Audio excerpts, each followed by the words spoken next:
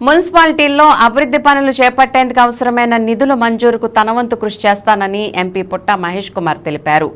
Eluru camp కార్యాలయంలో Chintalapudi MLA సొంగ రోషన్ కుమార్తో కలిసి చింతలపూడి, జంగారెడ్డిగూడెం మున్సిపల్ కమిషనర్లతో ఎంపీ మహేష్ కుమార్ సమీక్షా సమావేశం నిర్వహించారు.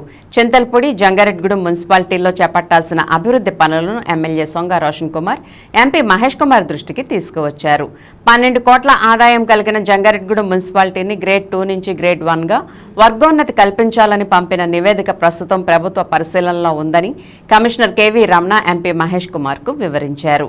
అనంతరం ఎంపీ మహేష్ కుమార్ మాట్లాడుతూ మున్సిపాలిటీల్లో మౌలిక వసతుల కల్పనకు ఎమ్మెల్యే రోషన్ కుమార్తో కలిసి కేంద్ర రాష్ట్ర ప్రభుత్వాల నుంచి సాధ్యమైనంత ఎక్కువ నిధులు రాబట్టేందుకు కృషి చేస్తున్నట్లు పేర్కొన్నారు.